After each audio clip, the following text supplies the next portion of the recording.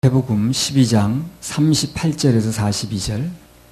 그때의 서기관과 바리새인 중 몇 사람이 말하되 선생님이여 우리에게 표적 보여주시기를 원하나이다. 예수께서 대답하여 가라사대 악하고 음란한 세대가 표적을 구하나 선지자 요나의 표적밖에는 보일 표적이 없느니라.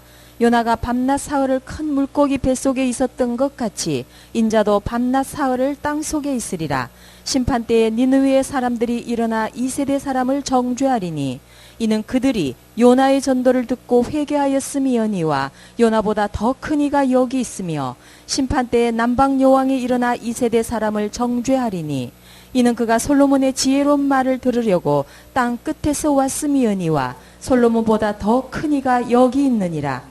저는요, 어머니가 저를 이제 잉태하시고 먹을 게 없어서 노상 굶으셨다고 그래요. 6.25 이제 전쟁 끝나고 이제 그 임세기 때문에 다 그렇게 살긴 했지만 노상 굶으셨으니까 내 발육이 잘 안 된 거예요. 이제 태어난 게 물론 감사하긴 합니다만. 그래서 그런지 어려서부터 아주 약하고 내가 잔병 치레가 많았어요. 어렸을 때. 그러다 보니까 내가 이제 커가면서 뭐가 이제 제일 부러웠냐면은 내 소망이고 부러운 게 뭐냐면 힘 잘 쓰는 사람이 이렇게 부럽더라고. 이재용 형제 힘 잘 써요? 예. 힘 잘 쓰는 사람이 부럽더라고. 그게 그렇게 부러워. 난 머리를 뭘 써가지고 하는 건 그렇게 부러운 줄 몰랐는데 그 힘 쓰는 사람이 이렇게 부럽더라고. 그 이삿짐 같은 거 이제 물건 나를 때요. 다른 사람들은 번쩍번쩍 들더라고, 그냥. 근데 나는 그 힘들더라고. 운동도 뭐 조금 과하게 하면 팔다리가 그냥 막 각각 놀아, 그냥. 아니, 며칠 전에도 팔이 좀 이제 덜 아픈 것 같아서 좀 운동 좀 해볼까로 좀 무거운 거 들었더니 막 갑자기 또 팔이 아파가지고 막 주물르고 그랬어요, 그냥. 이 세상 살아가면서 육신적으로 약한 게 참 게 문제더라고, 보니까. 그런데요, 우리 하나님의 자녀들에게는 그 육신이 약함보다 더 큰 문제가 더 있습니다. 더 큰 문제가 있는데 그게 뭐냐면 영적으로 약한 거예요. 그 정말 심각한 문제입니다. 사람들이 그 심각성을 모를 뿐이라 육체적으로 약한 건 눈에 띄니까 되게 심각하게 보이는데 영적으로 약한 건 심각성을 잘 모를 뿐이지 그건 굉장히 문제입니다. 그래서 육신적으로 약한 사람이 육의 힘을 쓸 수가 없듯이 영적으로 약한 사람은, 즉 영력이 없는 사람은, 영력이라고 그러죠. 영력이 없는 사람은 영적인 힘을 쓸 수가 없어요. 몸은 멀쩡한데 영적인 힘이 전혀 없는 거예요. 교회는 영적으로 힘을 쓰는 사람이 있어야 되는 거예요. 육체 가지고 하는 데가 아니거든요. 뭐 주먹 가지고 하는 데가 아니죠. 그래서 우리 하나님의 사람들은 비록 육신적으로는 조금 약하더라도 영적으로 튼튼해야 됩니다. 그래야 승리하는 신앙생활을 할 수 있어요. 육신적으로 아무리 피가 막 펄펄 끓어도 영적으로 힘이 없으면 하나님의 일에는 별로 쓸모가 없어요, 이 사람이. 뭘 하질 못해. 그렇게 되는 게 아니기 때문에. 하나님의 자녀들은 영적인 힘이 중요한데 그러면 우리가 영적으로 튼튼한 신앙을 가지려면 어떻게 해야 되는가? 오늘 본문이 그걸 얘기를 하고 있는 거지. 그래서 오늘 방금 읽은 본문을 통해서 튼튼한 신앙이란 어떤 것인가? 그런 제목으로 말씀을 드리겠습니다. 튼튼한 신앙. 자, 튼튼한 신앙 첫 번째는요. 부활신앙이에요. 부활신앙. 마태복음 12장 38절에서 40절. 그때의 서기관과 바리새인 중 몇 사람이 말하되 선생님이여 우리에게 표적 보여주시기를 원하나이다. 예수께서 대답하여 가라사대 악하고 음란한 세대가 표적을 구하나 선지자 요나의 표적밖에는 보일 표적이 없느니라. 요나가 밤낮 사흘을 큰 물고기 뱃속에 있었던 것 같이 인자도 밤낮 사흘을 땅속에 있으리라. 예. 자, 우리가 이미 잘 아는 것처럼요. 예수님이 이 땅에 계실 때 많은 표적을 행했습니다. 그렇죠? 그래서 마태복음 8장만 봐도 문둥병자도 고치시고 백부장의 하인의 중풍병 고쳤죠. 그렇죠? 베드로 장모의 열병 고쳤죠. 바다에 큰 물결을 잠잠케 하셨죠. 다 8장에 나옵니다. 그리고 또 뭐야? 뭐 가다라 지방인가 귀신 쫓아냈죠. 그죠? 군대 귀신. 8장, 9장, 10장 계속 표적 행하는 장면이 나와요. 그 마태복음에 보면. 근데 수많은 기적을 베푸셨는데도 그런데도 불구하고 오늘 보면 이 서기관이나 바리새인들이 어떻게 합니까? 또 표적을 구하는 거예요. 표적은 만족이 없어요. 그래서 그건 매일 봐도 매일 만족이 없어요. 어제 했어도 오늘 또 해야 돼.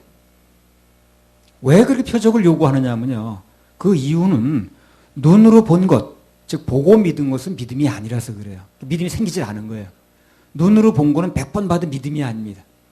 그 믿음이 아니기 때문에 그 눈에서 보이는 게 끝나면 어떻게 되는 거예요? 남는 게 없는 거예요. 또 보여줘야 되는 거예요.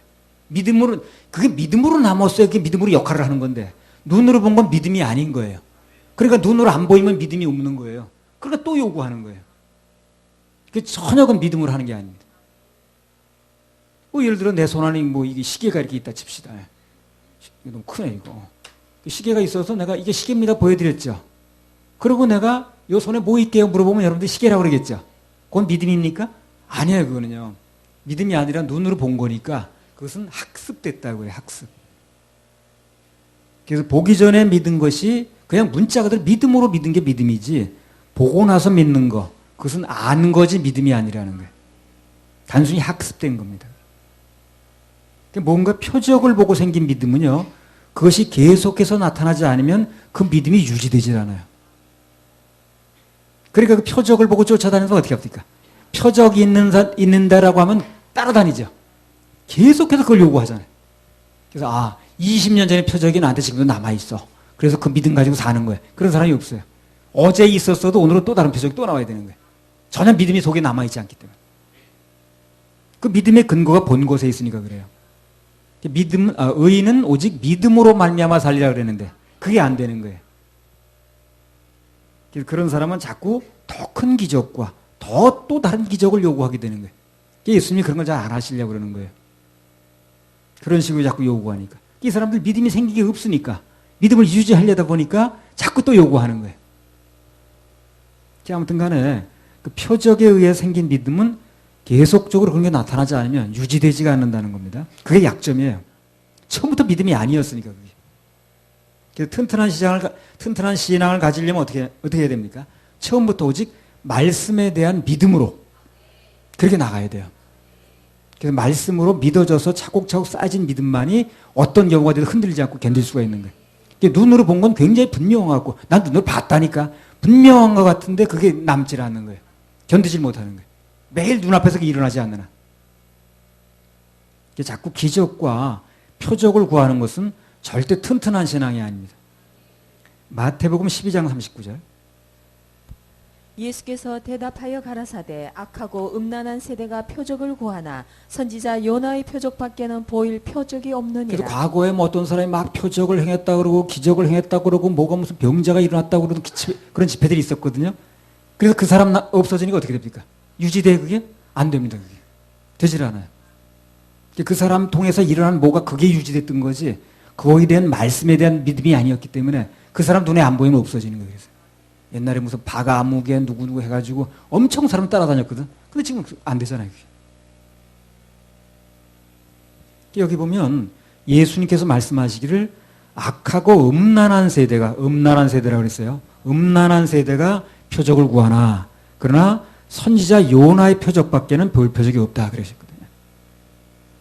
그리고 거기에 덧붙여서 이 표적을 구하는 세대는 악하고 음란한 세대라고 그랬어요. 왜 음란하냐면요, 이게 한 곳에 머물지 않고 자꾸 왔다 갔다 한다 그 말이에요. 표적을 구하는 사람은 자기가 바라는 표적이 있는데 그게 나타나지 않으면 대부분 원망합니다. 감사가 있는 게 아니라 원망해요. 원망하고 실망하고 떠나갑니다. 마음에 정함이 없으니까 음란한 거예요. 그래서 병 낫기를 구했더니 안 낫다는 둥, 내가 그렇게 승진하길 바랬는데 취직시험에 합격해달라고 그렇게 내가 애고로 복걸했는데 떨어졌다는 둥, 돈 좀 달라고 그렇게 구했는데 안 주셨다는 둥, 그 표적을 구하는 신앙은 굉장히 약한 거예요, 그게요. 늘 시험거리를 안고 사는 겁니다, 그게. 병은 나을 수도 있고, 안 나을 수도 있어요. 그렇죠? 다 나면 누가 죽습니까, 그러면? 하늘나라 가서 영원히 사는 데 가기 전에는 이 땅에서는 나 생로병사라. 나면 늙어가는 거죠. 그래서 그 영어 뭐라 그럽니까? 몇 살 먹었냐, 그러면 뭐라 그래? How old are you? 그러죠. 얼마나 늙었냐, 그 말하냐, 그게. 누구였죠? 은호한테도 그렇게 물어보는 거예요. 은호 몇 살 늙었냐? 이렇게 물어보는 거예요. 제가 몇 살이에요? 3살 늙은 거예요, 그러니까. 그렇게 보는 거예요. 뭐 아직 늙었다 표현 쓰긴 그렇습니다만, 3살 늙었다고 표현하는 거예요, 그래서. How old are you가 그거 아닙니까? 그래서 이 병이라는 거는 뭐 어떻게 하나님의 그 어떤 그 표적을 보여주기 위해서 날 경우도 있지만 안 나는 경우도 있다는 거예요. 그걸 가지고 기준하면 안 되는 거예요. 그래서 병 낫게 해달라고 그렇게 기도했는데 안 낫다는 정말. 그래가지고 실망하고 떠나고 왔다 갔다 하니까 그게 음란 아니겠어요? 정함이 없으니까. 시험 합격은 어떻습니까? 그것도 심는 대로 거두는 거예요. 전혀 안 심어내도 난리가 없습니다. 그건 미신이에요, 미신. 그래서 내가 심은 것만큼 기대하는 겁니다. 그러니까 나름대로 하는 것만큼 하라고 그러잖아요, 내가. 그럼 내가 한 것만큼만 거두면 되는 거예요. 그리고 주님께서 도와주셔서 거기 선한 길로 인도하시면 따라가면 되는 거고. 고민할 것도 없고 내가 나름대로 하는 데까지만 하면 되는 거예요. 기도 응답은 어떻습니까? 예스도 응답 맞아요. 그렇죠? 노도 응답입니다. 그렇죠? 예스만 응답이 아니에요. 노도 응답이고 wait, 기다리라도 응답인 거예요. 얘만 응답이라고 생각하면 안 되죠. 여러분 아이가 뭐 달라고 해서 100%다 줍니까? 그렇지 않잖아요. 은우가 뭐 달라고 100%다 줘요? 그게 위험하거나 걔가 가져서 안 될 물건 같으면 안 돼 그러죠. 안 되는 건 뭐예요 그러면? 안 돼가 뭐냐니까요. 응답이라니까요. 안 돼가 응답이에요. 꼭 된다는 것만 응답이 아니라니까요. 걔가 좀 클 때까지 기다려. 너 아직 어려서 안 돼. 기다려. 그거 기다려도 응답인 거예요. 근데 우린 그걸 못 참어. 기다려라 그러면 무슨 응답이냐 그게. 당장 예스만 응답인 줄 알아. 그렇지 않잖아요. 우리는 우리 아이들한테 그렇게 안 하잖아요. 다 100% 응답, 예스만 응답이 아니잖아요. 안 된다는 것도 응답이고 기다리라는 것도 응답이지. 근데 우린 그렇게 자녀들을 기르면서 하나님이 나한테 하는 건 100% 예스만 응답인 줄 알아요. 다음에 줄 테니까 기다려도 응답이고. 마찬가지입니다. 영적으로도 꼭 예스만 응답이 아니에요. 아무튼 표적만 구하는 신앙은 그 예스만 구한다는 얘기인데 오늘 예수님께서 말씀하신 그런 정상적인 신앙이 아닙니다. 그 전에 기도원 같은 데 이렇게 가보면 그 간증을 그렇게 하더라고. 병난 게 구원이라는 거예요. 그건 병으로부터 구원입니다. 그거는요. 죄로부터 구원이 아니에요. 근데 그걸 모든 것의 구원으로 보더라고. 모든 것의 구원. 간증했다고 그것만 하는 거예요. 내가 그냥 뭐 구원받았어요? 나 죽을 병에 걸렸다. 죽을 병에서 고침받았다니까요. 예. 그냥 불이 번쩍했다니까 이런 얘기예요. 그게 구원인 줄 알고 있는 거예요. 그것은 그 사람의 병으로부터 구원이 된 거예요. 세상에 복 받았다고 그냥 그렇게 막 길거리에 앉을 뻔했는데 갑자기 누가 그냥 돕는 자가 나타나가지고 뭐 그냥 그렇게 했다는 거예요. 예. 우리도 갑자기 그냥 누가 돕는 자가 나타나서 참 좋겠네. 예. 그럼 그것은 그것에 대한 구원이지. 그걸 영혼에 대한 구원이라고 하면 안 되는 거예요. 그것은 무식한 게 없는 거예요. 기도 응답 많이 받았다 구원입니까? 그것도 아닙니다. 예.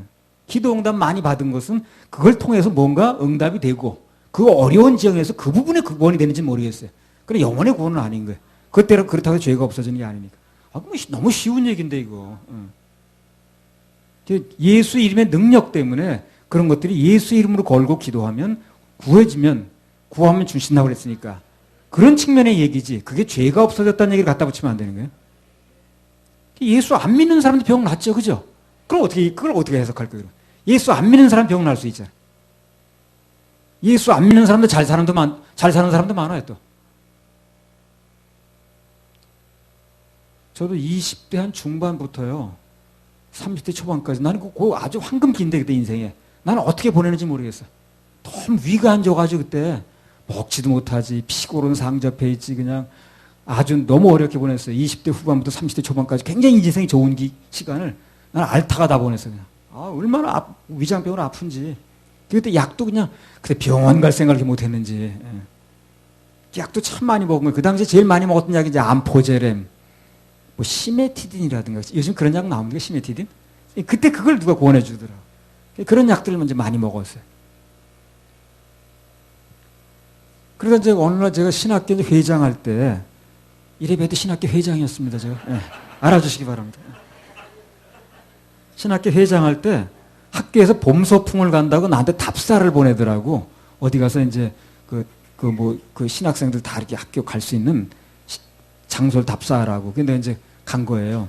그래서 이제 우리 윤사모랑 같이 그때 차가 없을 때니까 그 산정호수라는 데를 제가 가게 됐습니다. 그때 어디 버스 타고 갔어요. 어떻게 된 거예요? 기억이 안 나요. 또 차는 없었으니까 대중교통하고 간 것 같아요. 사전 답사를 갔는데, 그거 산 속에 호수가 있더라고. 뭐 경기도 포천 어디 있다는데 한번 가봐야 되겠어.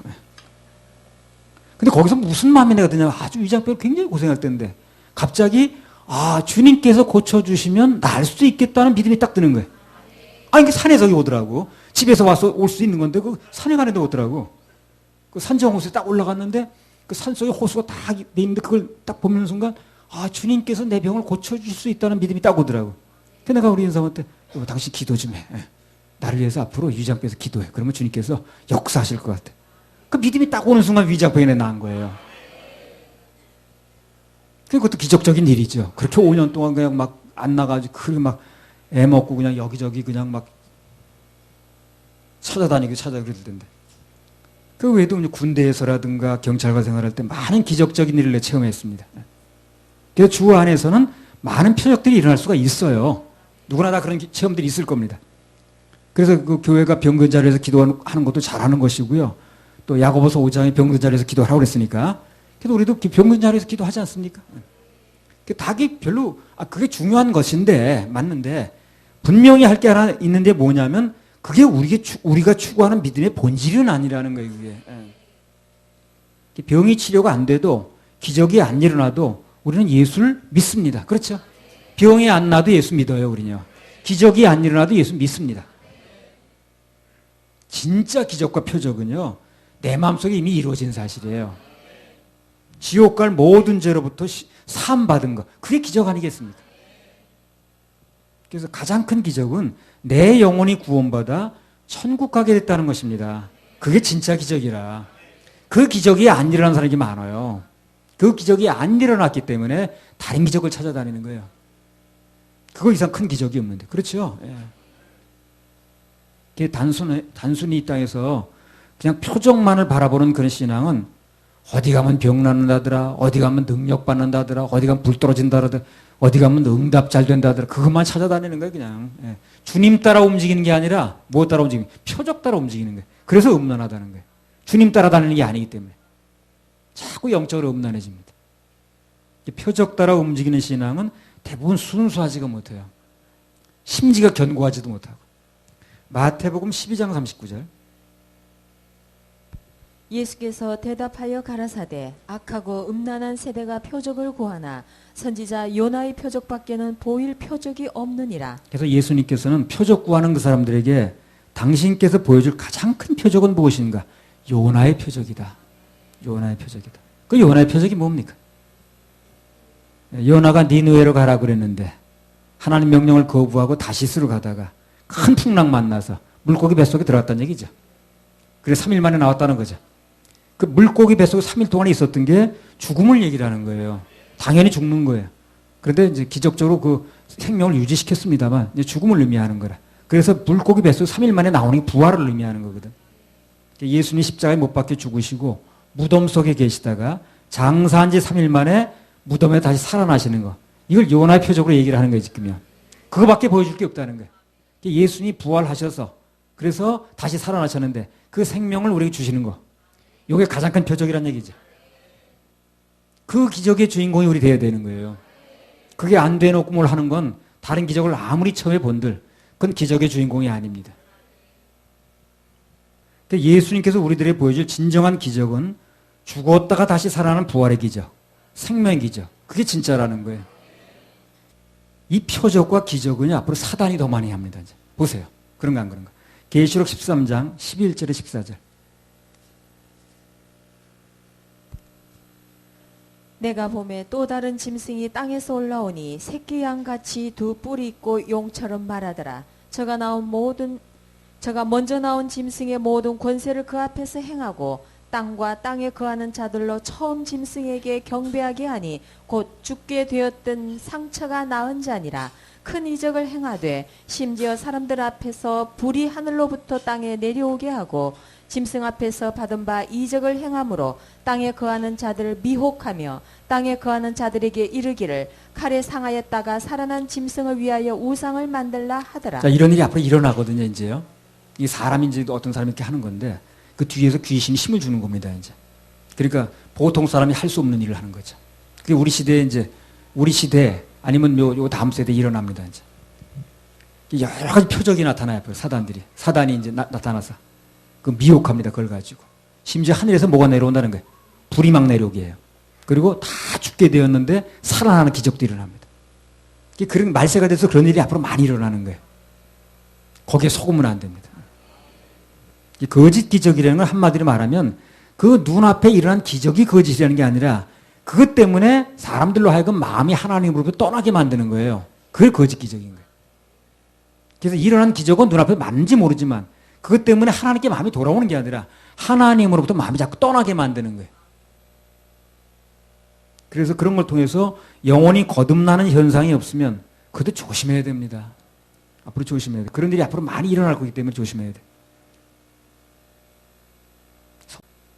성훈이 조심해야 돼 앞으로. 성훈이 세대에 그런 거짓 기적들이 많이 납니다. 앞으로. 그때 거기에 휩쓸리거나 그냥 저거 그냥 뭐 대단한 일이라고 그래가지고 그럴 일이 아니라 거기서 나타난 열매를 유심히 봐야 되는 거예요. 무슨 열매가 나타나는가? 거기서 그래 죄사함 받고 구원받는 열매가 나타나는가? 아니면 그걸 끝나버리는가? 우르르 몰려다니기만 하는가? 그걸 예의주시해 봐야 되는 거예요. 앞으로는 특히 눈앞에서 이런 현상들이 많이 일어나기 때문에 그것만 볼 게 아니라 그것으로 인해서 무슨 열매들이 나타나는가? 그걸 아주 예의주시해 봐야 됩니다. 그래 속지를 않아요. 그래서 성경을 이렇게 자세히 보게 되면 하나님만이 하시는 기적이 있어요. 사단이 결코 흉내를 못 내는 게 있습니다. 그게 뭔지 아십니까? 기적 중에 기적, 사단이 흉내내지 못하는 기적은 방금 말씀드린 요나의 표적이라. 그건 사단이 흉내내지 못해요. 요나의 표적이 뭡니까? 죽었다 살아나는 거죠. 그걸 못해요, 사단은요. 죽었다 살아나는 거 못해요. 생명이 살아나고 생명이 거듭나는 요걸 하지 못합니다. 그건 하나님만 할 수 있어요. 부활은 영혼이 다시 천국에서 영혼이 사는 걸 부활 얘기를 하거든요. 그걸 사단은 하지 못합니다. 지옥 가서 영혼이 사는 건 부활이 아니에요. 하나님만 못하니까. 창세기 2장 17절. 선악을 알게 하는 나무의 실과를 먹지 말라. 내가 먹는 날에는 정령 죽으리라 하시니라. 예. 하나님께서 말씀하시기를 선악을 알게 하는 나무의 실과는 먹지 말라. 내가 먹는 날에는 정령 죽는다고 그랬습니다. 그렇죠? 그런데 창세기 3장에 보면 아담과 하와가 명령을 거역하고 따 먹죠. 그렇죠? 그래서 그 사람들이 당장 죽었습니까? 먹고 나서? 육신적으로 아직 살아있었어요. 먹어도. 그럼 뭐가 죽었습니까? 영이 하나님을 향해 죽은 겁니다. 영이 하나님을 향해 죽었다는 얘기는 무슨 얘기냐면 그래서 그 뒤로부터는 이 땅에 태어난 모든 자연인은 구원받지 않은 자연인은 태어날 때부터 하나님을 알지 못하는 상태로 태어나요. 왜? 영이 죽어 있으니까. 아무리 얘기해줘도 모르는 거예요. 어느 날 그 사람이 예수님을 마음속에 받아들이면서부터 말씀이 들어가면서부터 그 영이 조금 열리기 시작해요. 그러면 그게 그렇게 되는 거야? 그렇게 되는 거예요. 영이 죽었다는 건 그 영이 하나님을 향해 무감각하다는 거예요. 그래서 거듭나지 못한 자연인은요, 성장해 갈수록 세상에 온갖 말은 다 합니다. 온갖 말은 다 하는데 하나님에 대한 말을 못해, 이 사람이. 또 알아듣지도 못하고. 하도 통 몰라. 영 몰라, 아주 몰라. 영이 죽었기 때문에 그런 거예요. 그래서 죄와 허물로 죽었던 사람이 어느 날 예수님의 십자가 보혈의 공로가 믿어져서 그분을 개인의 구세주로 받아들이면 나는 죽고 그분의 생명으로 거듭나면, 살아나면 그때 이제 보이기 시작해요. 들리기 시작합니다. 입에서 이제 나오는 얘기가 있지, 그때요. 나 같은 죄인 살리신 주은혜 놀라와 잃었던 생명 찾았고 광명을 얻었네. 그런 찬양이 나오는 거예요. 그 노예에서는 선자에게 나온 거예요. 부른 거예요. 그 사람이 옛날에 노예 팔던 그런 선장이었는데 그 사람이 구원받고 나중에 나 같은 죄인 살리신 주은혜 놀라와. 정말 분명 거듭난 사람 변화되게 돼 있어요. 이렇게. 나오는 말이 다르게 돼 있다. 예수님의 생명을 받고 거듭난 사람은 그때부터 그분께 예배하기 시작합니다. 구원받은 사람은 다 예배해요. 그리고 그분과 교제하면서 사는 게 즐겁고. 요한복음 8장 32절. 진리를 알지니 진리가 너희를 자유케 하리라. 구원받은 분들의 간증을 이렇게 들어보게 되면 공통적으로 한 말이 있어요. 그게 뭐냐면 다른 건 잘 모르겠는데 내 마음에 자유가 있다고 그래요. 그리고 평안이 있다는 거예요. 그건 꼭 얘기합니다. 내 마음에 자유함이 있어. 내 마음이 이렇게 평안할 수가 없어. 그 마음속에 진리가 왔다는 거거든요. 모든 진리는 자유케 하는 거니까. 모든 종교는 얽매이는 것이고. 예수 믿으면 우선 내 마음의 죄짐이 벗어지기 때문에 마음이 평안하고 자유함이 있게 마련이에요. 정상적인 겁니다. 믿으면 우선 내 마음의 죄짐이 벗어지기 때문에 마음이 평안하고 자유함이 있게 마련입니다. 정상적인 겁니다. 그래서 예수 믿고도 뭔가 죄의 짐이 자꾸 눌리고 마음에 자유함이 없고 평안함이 없으면 그 뭐가 잘못된 거예요, 그거예요. 제가 전에 그 충주에서 목회할 때 이아무개라는 그 모친이 있었거든요. 연세 좀 드신 분입니다. 구원받았어요, 그분이요. 침례까지 받았는데 내가 이제 밤에 그 외딴 데 사시기 때문에 이제 차를 타고 이제 모셔다 드렸거든요. 그 밤나무 농장하는 집인데. 가면서 이런 얘기를 하더라고. 내가 이렇게 마음이 평안하고 좋다는 거야. 이렇게 마음이 평안하고 좋은데 왜 교회 다니는 사람들이 나한테 예수 믿으란 말을 안 했는지 모르겠다는 거야. 그것도 얘기하더라고. 이렇게 내가 좋고 마음이 편안하고 좋은데 예수 믿으란 얘기를 왜 그렇게 안 했는지 모르겠대, 자기한테. 글쎄, 뭐 했겠지, 누군가가. 70이 훨씬 넘었던 분인데, 그 당시에. 그분은 아주 고집이 세가지고요. 자기 생각대로 하고, 그분 자랑이 뭐냐면 나는 일평생 동안 남편한테 안 꺾이고 살았다는 거예요. 이게 자랑이야. 나는 일평생 동안 남편에게 안 꺾이고 살았다. 그걸 아주 나한테 몇 번 자랑했어요. 나 일생 동안 그 남자한테 안 꺾이고 살았습니다. 그러던 분이 오늘 예수 믿은 거예요. 심경의 변화를 일으켜서 예배하고 찬송하고 그 평안을 느꼈다는 거예요. 그거 기적 아니겠습니까? 그게 기적이지 뭐야. 다른 게 기적이 아니고. 그 남편한테 안 꺾이고 사는 게 자랑인지 난 모르겠는데 그렇게 자랑하더라. 나 그래도 그 남편한테 안 꺾이고 살았어요. 그래. 아무리 환경적으로 기적이 일어나도 내 마음이 죄로부터 해방받은 자유함이 없으면 그게 무슨 의미가 있겠습니까? 그렇죠. 기적이 일어나 본들 내 마음에 기적이 안 일어나는데 무슨 그게 의미가 있겠냐는 거예요. 기적은 내 마음에 일어나야 되거든, 지금. 진짜 기적은 구원받아 부활한 예수님을 만나는 것입니다. 그래서 일대지에서 튼튼한 신앙 첫 번째가 부활신앙이라는 거예요. 표적은 사람 밖에서 영향을 줍니다. 그러니까 예수님 만나면 그때부터는 내 인생 속에서부터 변화가 와요. 이게 진짜 변화인 거예요. 표적은 사람 밖에서 영향을 주지만 예수님 만나면 속으로 변화가 일어납니다. 주님 만난 사람 그때부터 찬양이 달라지잖아요. 오, 이 기쁨 주님 주신 것. 주께 영광 할렐루야. 주만 찬양해. 주만 사랑해. 그런 노래가 나오는 거예요. 표적 때문에 노래가 나오는 게 아니에요, 그게. 예수님 보혈로 죄사함 받아 내 영이 살아나면 그런 노래가 나오는 것입니다. 예수님 제자들 보면 3년 동안 수많은 기적들을 많이 행했어요, 제자들 앞에서. 그렇죠? 본 것만 해도 많아, 본 것만 해도. 오병의 기적, 귀신 쫓아내는 기적, 많았죠. 엄청 많았죠. 그 제자들이 뭐 합니까, 나중에? 다 부인하고 도망갔습니다. 기적은 그렇게 많이 봤는데, 표적은 그렇게 조속으로 봤는데, 그 사람 나중에 뭐 한 거야? 도망갔잖아요, 다. 배신이고 저주고 도망이고 그래. 그 표적이 사람을 강하게 하는 게 아니야, 그래서. 그래, 그들이 나중에 부활한 예수님 만나니까 신정으로 변하고 오잖아요. 예수님 만난 후 그 결과 죄와 허물로 죽었던 내가 부활되는 신앙. 그래서 그것을 최고의 감사 조건으로 알고 살아가는 신앙. 그게 바로 튼튼한 신앙이라는 거예요. 구원받아서 내가 정말 죄로부터 구원받았어. 나는 지금 죽어도 천국 갈 수 있어. 주님이 내 주님 되셨어. 나는 예수님의 생명이 내 안에 살아계신 거야. 이게 감사하며 사는 세상. 감사하며 사는 신앙. 이게 튼튼한 신앙이라는 거예요. 뭘 보고 쫓아다니는 게 튼튼한 신앙이 아니고. 그래서 그런 신앙으로 살아가는 사람은 삶 속에서 어떤 역경이 닥쳐와도 절대 쓰러지거나 낙심하지 않습니다. 이미 부활됐고 삶 속에서 부활할 때 믿어지니까. 그래서 오늘 이 말씀을 듣는 모든 분들은 전부 마음이 부활돼서 새 힘을 얻는 역사가 있기를 예수님 이름으로 축원합니다. 할렐루야. 우리 하나님께 박수 올려드려요. 오, 이 기쁨 한번 부릅시다. 189절.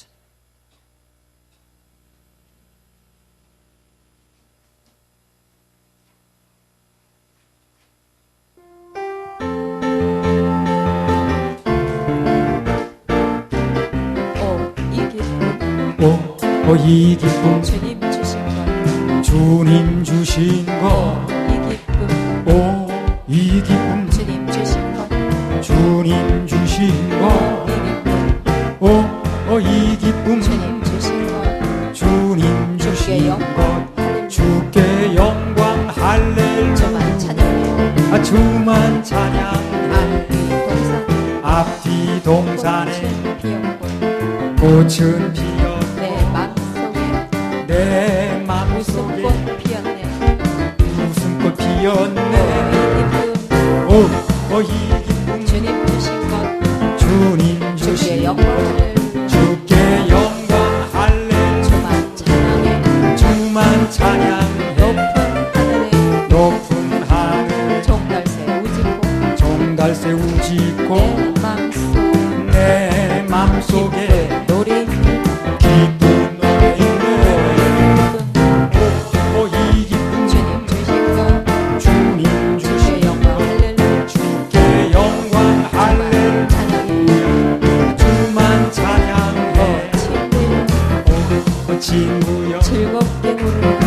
즐겁게 노래해 친구여 오 친구여 즐겁게 노래해 즐겁게 노래해 이 기쁨 오 주님 주신 것 주님 주께 주신 영광 것 할렐루야 주께 영광 할렐루야 주만 찬양해 주만 찬양해 손뼉 치면서 손뼉 치면서 즐겁게 찬양해 즐겁게 찬양해 손뼉 치면서 손뼉 치면서 즐겁게 찬양해 즐겁게 찬양해 이 기쁨 오이 기쁨 주님 주신 것 주님 주께 주신 영광 할렐루야 영광 할렐루야 주만 찬양해 주만 찬양해 춤을 추면서 즐겁게 찬양해 즐겁게 찬양해 춤을 추면서 춤을 추면서 즐겁게 찬양해 즐겁게 찬양해 이 기쁨 오이 주님 주신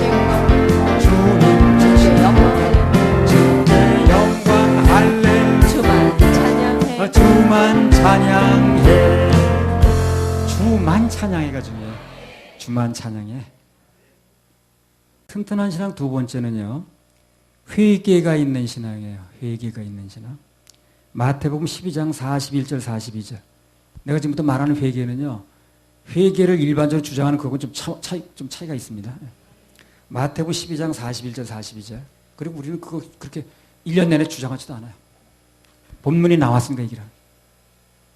심판 때에 니느웨 사람들이 일어나 이 세대 사람을 정죄하리니 이는 그들이 요나의 전도를 듣고 회개하였음이니와 요나보다 더 큰 이가 여기 있으며 심판 때에 남방 여왕이 일어나 이 세대 사람을 정죄하리니 이는 그가 솔로몬의 지혜로운 말을 들으려고 땅 끝에서 왔음이니와 솔로몬보다 더 큰 이가 여기 있느니라. 자, 사람과 짐승이 다른 게 있다면요, 인간은 자신의 잘못을 깨닫게 되면 회개죠. 돌이킬 수 있다는 겁니다. 돌이킬 수 있다는 거예요. 동물에게는 회개라는 게 없어요. 그렇죠? 동물이 회개하는 거 봤습니까, 여러분요? 자기 한 일에 대해서 자책하고 회개하는 거 못 봤죠? 전에 어떤 그 신문에 났던가요? 도사견 한 마리가, 도사견 알죠? 큰 게 엄청나 큰 거. 그게 이제 어린 아이를 물었어요. 그래가지고 큰 상처를 입힌 거예요, 이제 개가. 그런 기사가 나왔더라고요.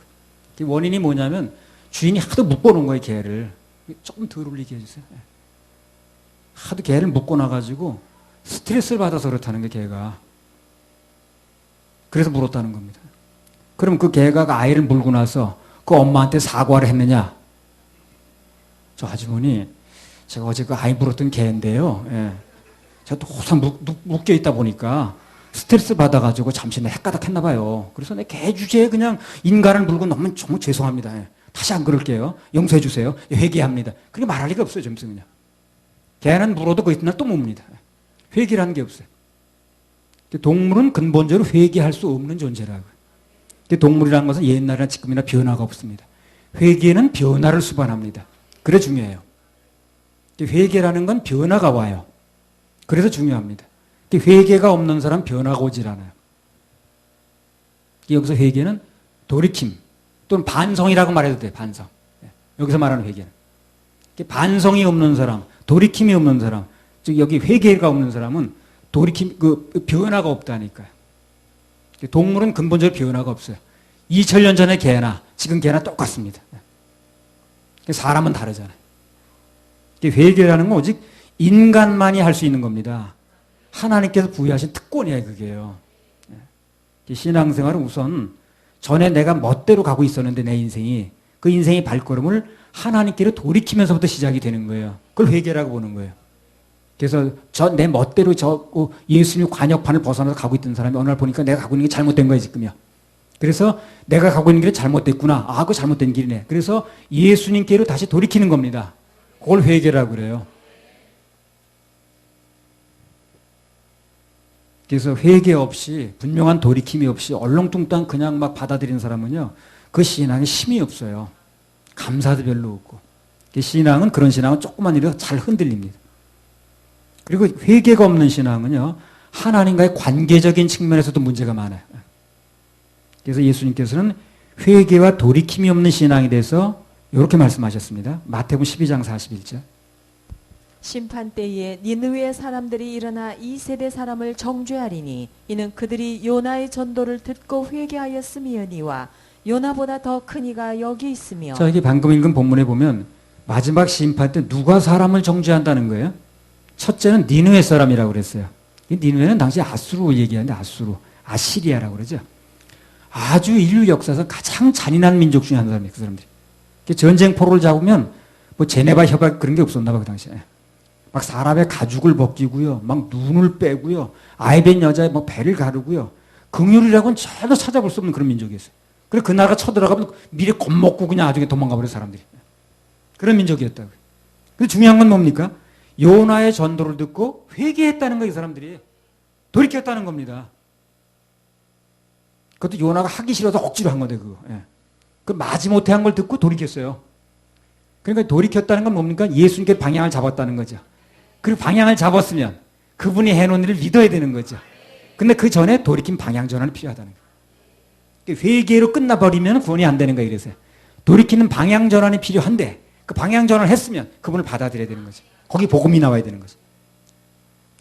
사람들은 대부분 돌이키면 되는 줄 아는 거예요. 돌이키는 건 중요합니다만 방향 전환이 중요하니까. 그러나 방향 전환을 했으면 그분을 받아들여야 됩니다. 요나서 3장 4절에서 8절.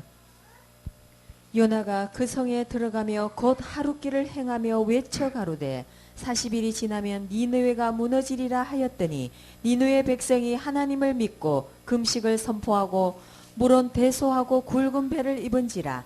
그 소문이 니느웨 왕에게 들림에 왕이 보좌에서 일어나 조복을 벗고 굵은 배를 입고 제에 앉으니라.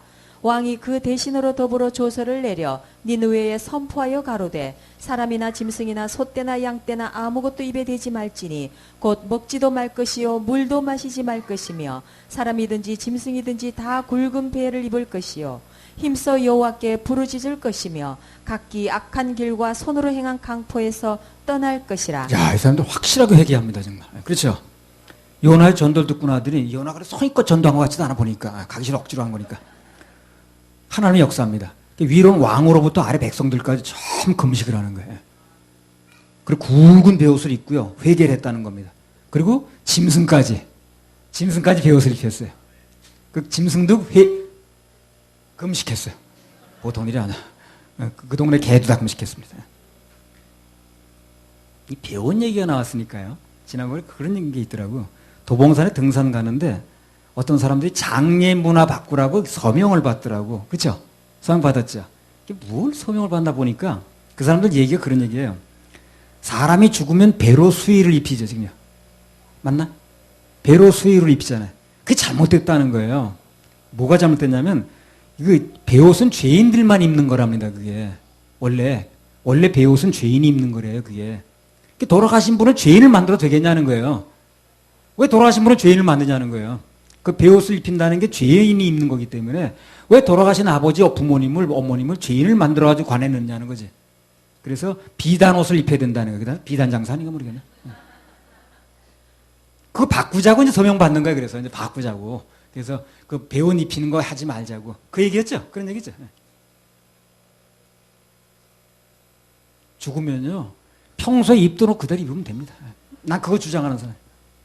아니, 간단한 추리닝 입든가 그냥. 그냥 입으면 되니까 어차피 뭐 묻든가 무슨 화장터로 가든가 다 그거 없어지는 거예요. 그 남아 있는 것도 아닌데 뭘 그렇게 애로 목나가지고 그냥 그 자기가 입던 옷 입으면 돼요 그냥. 그러면 간단하게 그냥 추리닝 하나 입든가. 아 천국 가냐 지옥 가냐 중요한 거지. 그게 뭘 그렇게 중요하다고 이렇게. 배옷을 입으면 어떻고 뭐 아이고 그거 뭐. 그 배옷보다는 그냥 자기 입던 옷이 더 좋겠네. 근데 그 사람들 그거 비단 옷을 바꾸자는 거예요. 그래가지고 그 더운 때 나와서 서명 받더라고. 별거 가지고 다 하더라고요. 아무튼 그래서요. 당시 니느웨 사람들은 그 요나의 전도를 받고 회개를 했는데, 근데 오늘날 누군가가 예수님의 생명을 주겠다는 전도를 받고도 회개, 즉 돌이키지 않으면 이 다음 심판날에 그 사람들이 우리 판단하지 않겠냐 그 말이에요. 한마디로. 그런 얘기입니다. 그 사람 돌이켰는데 우리는 안 돌이키면 돌이킨 그 사람들이 우리를 판단하지 않겠냐 그런 얘기를 하는 거예요. 요나와는 비교할 수 없는 그런 크고 위대하신 예수님 증거가 나타났는데 그걸 받고도 돌이키지 않으면 그들이 가만히 있겠냐는 거예요. 회개가 두 가지 있다고 그랬죠. 그죠? 구원받을 때 하는 생명 없는 회개가 있고 삶 속에 늘 그분과 막힘없이 좋은 관계를 유지하기 위해서 하는 회개가 있다고 그랬어요. 그 회개는 반성이라고 말해도 됩니다. 그냥 그렇게 바꿨어도 무방합니다. 그래서 그러나 그 반성 가지고는 정복하지 못해요. 죄는 죽음으로 없어지지 반성으로 없어지는 게 아니니까. 반성은 변화 때문에 하는 거예요. 변화 때문에. 그래서 예수님 십자가에서 죽으신 거예요. 그래서 반성 가지고 안 되니까. 그럼 반성은 왜 하냐면 그 반성을 하면 변화가 와요. 그래서 하는 거예요. 그걸 구별해서 얘기를 해주면 아무 문제가 안 되는 거거든요. 그렇죠? 그걸 구별해서 얘기를 해주면 아무 문제가 안 되는 거예요. 그거를 그냥 얼렁뚱땅 해가지고 그 회개가 죄사함 되는 것이냐 그렇게 해버리는 게 문제가 되는 거예요. 그러니까 그냥 약을 잘못 써버리는 거예요. 아, 약을 요건 골 아픈데 먹는 약, 요거는 배 아픈데 먹는 약. 구별해서 먹으면 아무 문제가 안 되잖아요. 약이 문제가 있는 게 아니라니까요. 근데 그 약을 구별 안 하고 아무렇게 먹이니까 문제가 되는 거예요. 회개 자체가 문제 있는 게 아니에요. 요럴 때는 요런 회개가 있고 저럴 때는 저런 회개가 있다고 얘기를 해주면 되는 건데 그걸 잘못 써서 회개를 하는 거예요. 마치 그 죄사함 받고 그냥 막 지옥 가는 죄가 없어질 때 회개를 하는 것이냐 이렇게 버리는 거예요. 그러다 보니까 예수가 없어져 버리는 거예요. 그러니까 약이 잘못된 게 아니라 그 약을 잘못 쓰게 하는 게 문제가 있다는 겁니다. 그래서 오늘 얘기의 주제는 뭐냐면 구원받은 후에 돌이킴도 중요하다는 얘기를 하는 거예요. 예수님은요. 예. 그래서 나는 주님께서 그 회개하는 마음을 주시면요. 대부분 회개의 물도 같이 심습니다. 그래서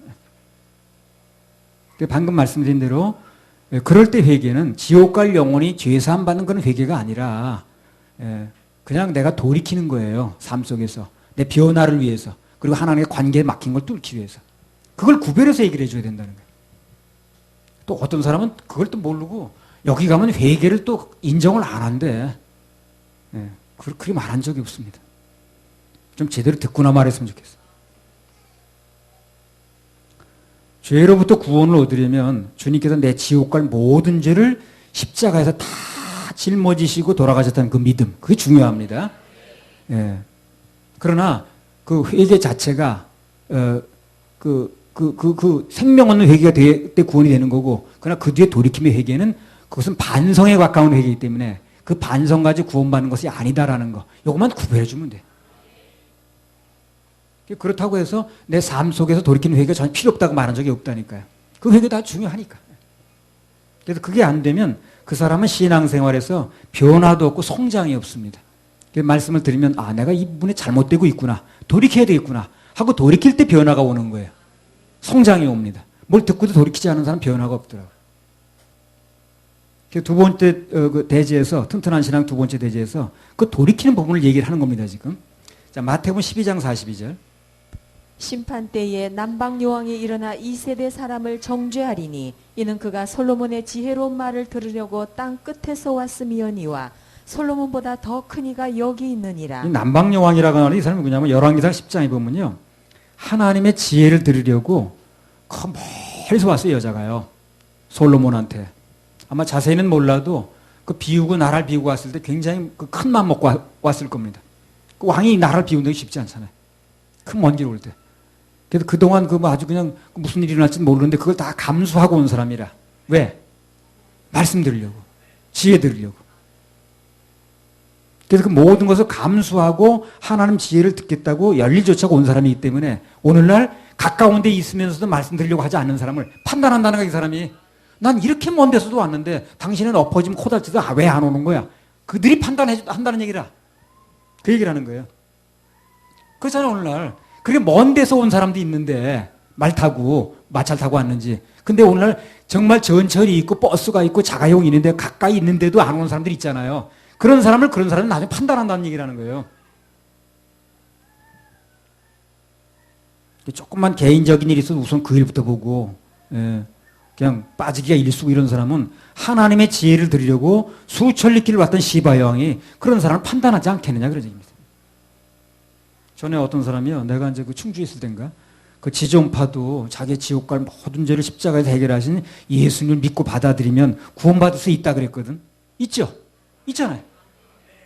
그랬더니 그 사람이 막 길길이 뛰면서 그 천주교 신자인데, 막 그런 사람이 어떻게 그 나쁜 놈이 구원을 받느냐는 거야. 그래가지고 막 이상한 신앙이라고 나한테.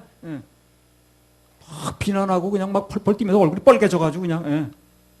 덩치는 큰 사람이 말이야. 나보다 이상하대. 아, 지존파 같은 사람이 어디 구원받냐는 거야. 이상한 신앙이래. 그러면 그분을 위해 돌아가신 그분은 이상한 분이네, 그럼. 예. 졸지에 예수님이 이상한 분 만들고 있더라니까. 그래서 자기가 무슨 얘기를 하는지도 몰라, 이 사람은. 나만 공격하는 게 맞는 줄 알지. 그렇게 함으로 말미암아 예수님을 이상한 분으로 만든다는 걸 생각을 못 하더라고. 그 지존파 중에 실제 몇 명은요, 예수님 받아들이고 구원받고 그 사형장으로 갔습니다. 예. 내가 여기서 스크립에서 얘기해 드렸잖아요. 그래서 그런 사람들이 이 다음에 천국에서 만났을 때, 심판 자리에 있을 때, 그 예수 믿지 않는 사람 판단하지 않겠냐, 그런 얘기를 하는 거예요. 부끄러운 줄 알라는 겁니다, 그러니까. 한마디로.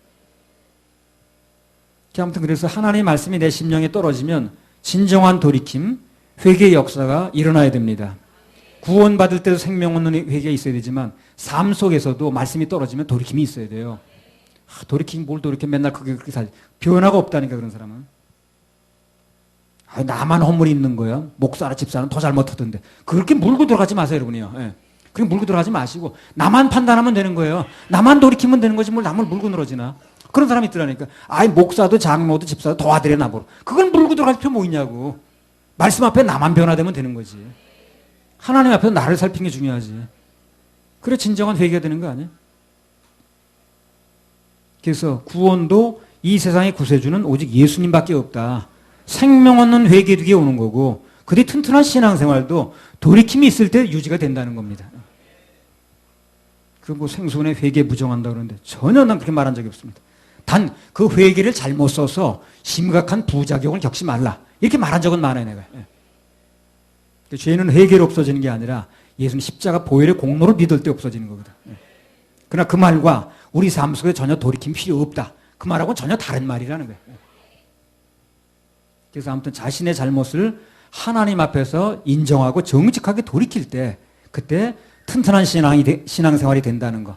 분명합니다, 그거는요. 삶 속에서 회개가 필요 없다고 말하지 마세요. 단 회개 가지고 지옥 갈 죄가 용서된다고 그렇게 속지만 말라는 겁니다. 목사들은 속이지 말고. 그래서 우리는 생명 없는 회개도 필요하고 그리고 우리 삶 속에서 어떤 잘못이 내가 깨우쳐졌을 때 과감하게 돌이켜야 됩니다. 그 회개도 필요하다는 거예요. 그래서 그 구별해서 속지 않도록 구별되도록 말해줘야 되고 그렇게 구별하고 살 필요가 있다는 거예요. 그래서 회개가 필요 없단 말은 안 맞는 말입니다. 단 구별해서 써야 된다는 얘기예요. 구별해서. 할렐루야. 우리 하나님 박수 올려드려요. 네. 자, 주여 우리의 죄를 그거 하나 올려드리고 이거 돌이킴의 회개를 얘기를 합니다. 240.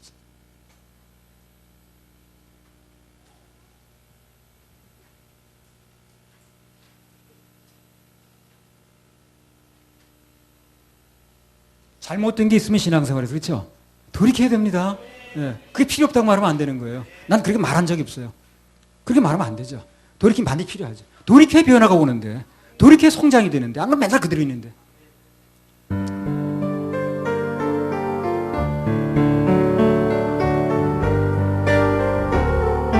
주여 우리의 죄를 주여 우리의 죄를 용서하여 주소서. 용서하여 주소서. 지난 날의 잘못을 사하여 주옵소서.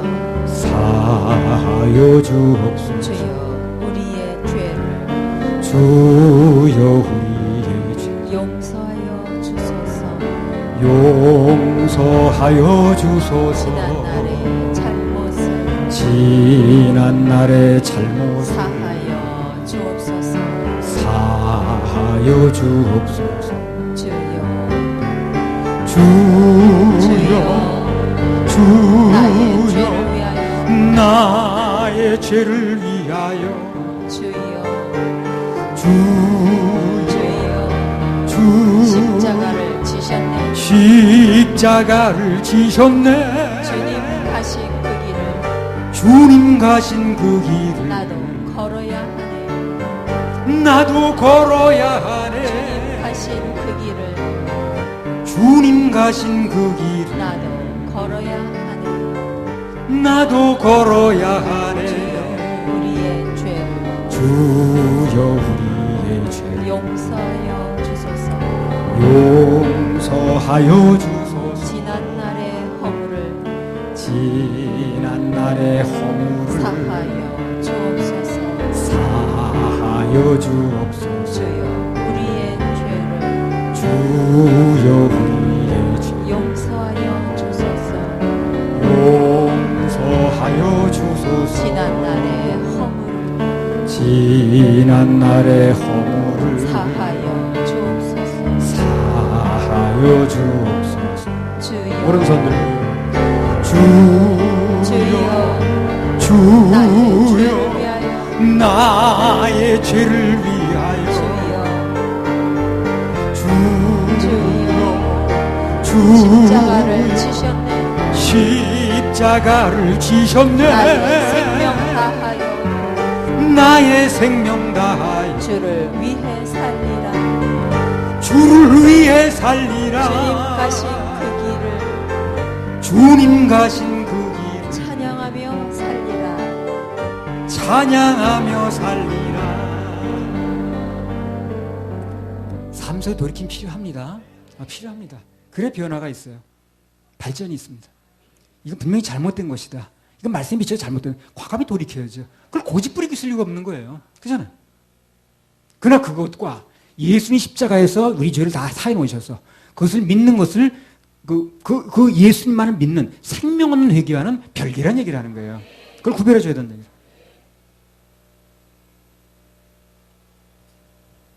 그걸 구별을 못 해가지고 그냥 짬뽕 시켜버리니까 이것도 아니고 저것도 아니고 그냥. 그래서 죄사함 받았어요? 구원 받았어요? 천국 가요? 그럼 나 회개시오 그런다니까. 그게 잘못된 거예요. 그걸 구별을 해줘야 되죠. 그거 구별 못하는 건 전 목사 책임입니다. 목사 잘못 가르쳐서 그런 거예요. 그 교인들은 뭐 밥 먹고 살기 바쁜데 어디 연구합니까 그거? 목사 가르쳐 줘야지 그걸. 아니 목사 밥 먹고 뭐해 그거 가르쳐 줘야. 그리고 엉뚱한 소리하게 만드나 그래. 자, 튼튼한 신앙 마지막 세 번째입니다. 간단하게 말씀드리고 마치겠습니다. 튼튼한 신앙 세 번째는 주인이 있는 신앙이에요. 빈신앙이 아니라는 거. 이게 무슨 말인가 말씀드릴게요. 비어있는 마음이 아니라는 겁니다. 자, 마태복음 12장 43절에 45절.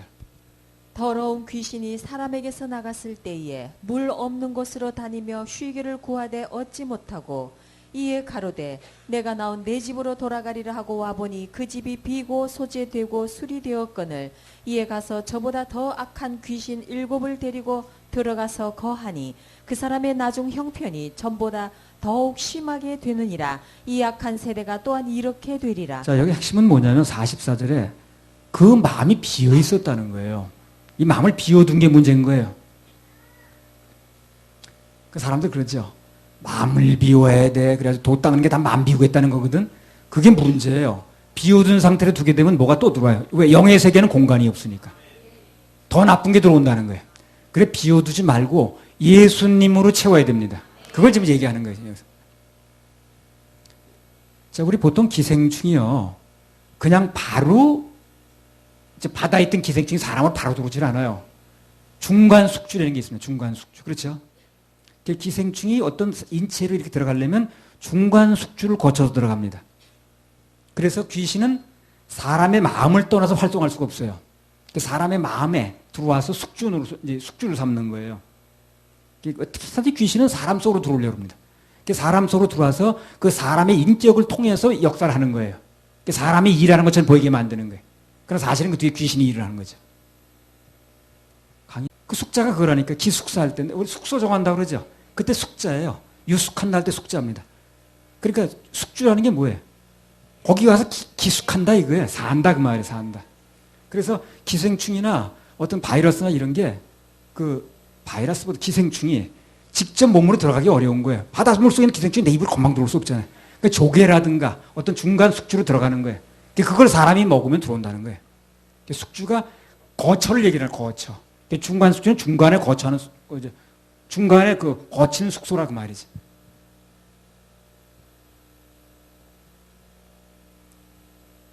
자, 그러면 귀신은 어떤 사람의 마음속을 숙주로 삼느냐는 거예요. 어떤 사람의 마음을 잘 비집고 들어오냐는 거예요. 영향은 잘 미치느냐 그 말이겠죠. 그 귀신이 숙주로 삼는 사람의 그 대표자가 누구냐면요. 신앙생활하면서 오직 예수님만 의뢰하지 않고 예수님만 마음에 채우지 않고 자신의 의 가지고 하려는 사람, 자신의 노력을 하는 사람, 자신의 마음으로 뭘 어떻게 해가지고 소재하려고 하는 사람. 아까 그런 목사처럼 그런 거죠. 자기가 무슨 뭐 열심히 투쟁해가지고 유지하겠다고. 자기가 뭘 갈고 닦아서 유지하려고 하는 사람. 이런 사람이 이제 숙주를 삼는 거예요. 귀신이요. 밥입니다. 밥. 그런 사람. 밥이에요. 예수님만 나에게 해주셔가지고 예수님이 나를 인생을 인도하는 사람이야. 날 인도하고 있어. 이렇게 말하는 사람 비집고 들어갈 데가 없어요. 은혜 속에 강한 거예요. 그럼 내가 뭘 하려고 하는 사람, 그래서 나 갈고 닦아야 돼. 부정타면 안 돼. 이런 사람 밥이에요. 밥. 귀신에. 일곱 귀신이 들어가 버려요.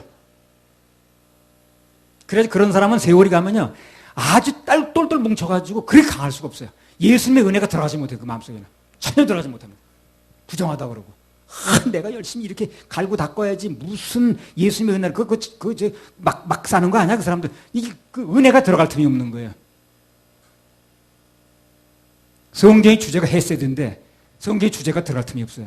무슨 성경을 읽고 있는지 모르죠.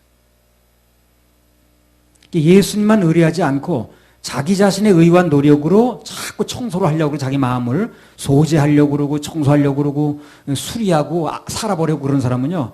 아주 그냥 뭐 내가 싸워 승리를 해야 된다. 이런 사람은요. 귀신의 밥입니다. 아주. 그런 사람 들어가서 하기가 너무 좋은 거예요. 그러니까 주님이 내 마음속의 주인이 아니고 내가 주인인 사람, 내가 뭘 해보려는 사람, 그런 종교적인 사람은요.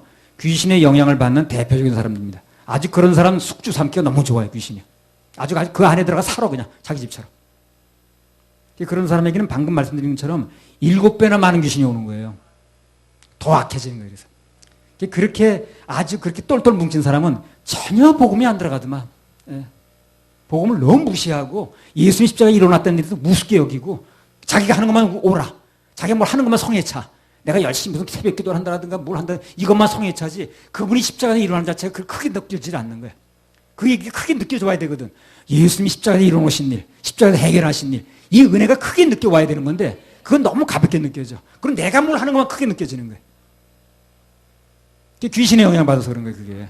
그런 사람이 목사가 돼가지고 애들 가리키는 문제가 되는 거예요. 그러니까 그 예수님의 은혜 같은 걸 얘기를 하면은 은혜로 된다는 얘기는 너무 우습게 들리는 거예요. 그런 사람들한테. 아이 그거 뭐 저 사람 아주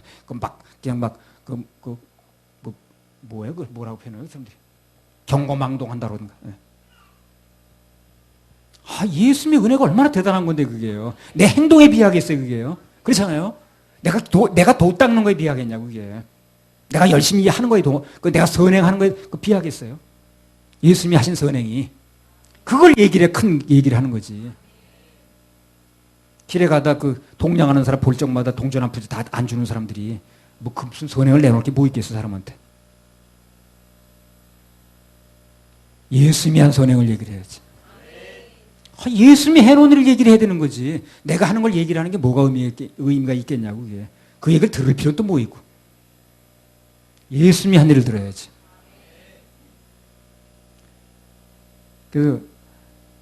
자기가 뭘 해가지고 자기가 뭘 닦고 자기가 자기 의를 세워가지고 난 그런 식으로 안 살아. 뭐 이런 식으로 해서 밀고 나가는 사람은요.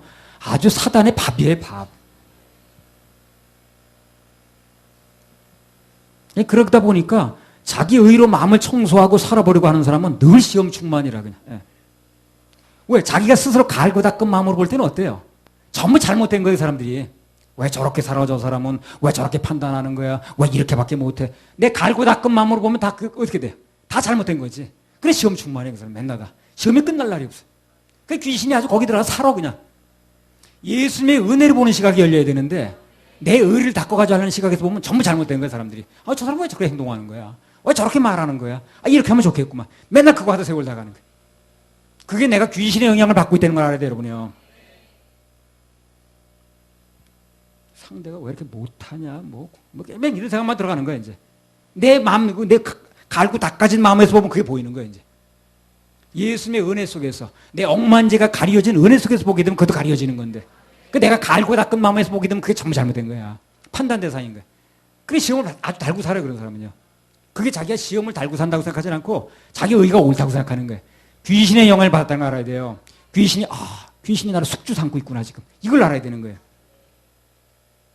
그래서 살다가 자꾸 내 마음속에 그런 마음이 들 때는 그것은 귀신의 공격을 받은 거니까 그때는 재빨리 내 의의를 내려놓고 주님의 은혜로 내 마음을 채워야 됩니다. 비워두면 안 돼요. 그래 시험거리가 안 되는 거예요. 내 마음을 내려놓고 주님의 마음을 받으면 그때는 남의 허물이 보이는 게 아니라 내 허물이 보이게 되어 있습니다. 주님의 빛이 들어오면 내 허물이 보여요. 근데 그게 안 되면 내 의만 살아나가지고 남의 허물만 보여. 그 주님의 은혜 없이 자기 스스로 뭘 갈고 닦고 청소하고 하는 사람들은 참 위험한 상태입니다. 그거. 귀신이 아주 집중 공격 대상이 되는 거예요. 아주 숙주로 삼아 그냥. 그래서 주님이 주인이 아닌 자기 마음으로 채워진 그런 집은요, 아무나 들어올 수 있는, 빈집이나 마찬가지예요. 빈집이라고 그랬지 아까요. 아무나도 막 들어가잖아요. 그러니까 빈집이 되니까 온갖 나쁜 것들이 검문소도 없이 들어가 버려. 그래서 오늘 본문에 나온 그 귀신 든 집은 주인 없이 비어 있었다는 게 문제입니다. 그게. 그래서 우리가 구원을 받고 예수님을 내 마음속에 모셨으면 그때부터는 주님이 내 주인이 돼야 돼요. 주님이 내 주인이 된다는 건 더 말씀 위주로 사는 거예요. 말씀을 적용하는 것입니다. 내 생각 주장하는 게 아니라 그분께 내 주인 자리를 내드리는 거죠. 그래야 귀신의 공격을 잘 이제 안 받는 거예요. 귀신의 영향을 잘 안 받습니다. 그래 들어가지는 못해요. 말씀이 있는 곳에 못 들어가는 거예요.